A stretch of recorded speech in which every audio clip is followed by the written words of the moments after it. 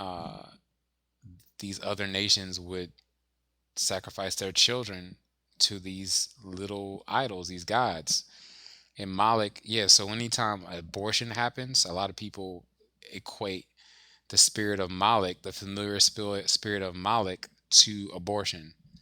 That's why, like, policy, government policies can do right all the kind of policies in the world to try to um, regulate abortion, but abortion still comes down to it's a spiritual thing, and a lot of people believe it's tied to the spirit of Moloch.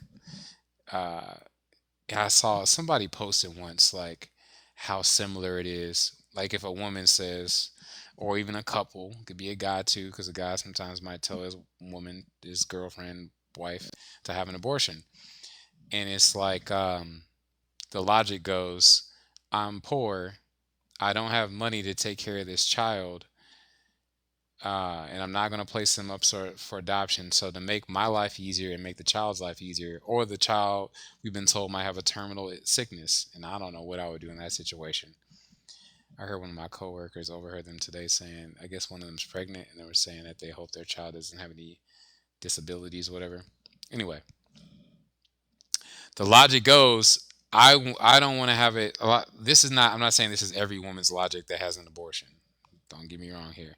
What I'm saying is I've heard that logic a lot before where people will say it happened in my relationship with my former wife before we got married. She told me later on after we got married that the reason why she had the abortion is she thought it would ruin my life.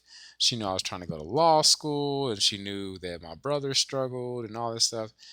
So she paid the 200 something dollars, had an abortion there in Kirksville, Missouri. And I didn't know about it, right?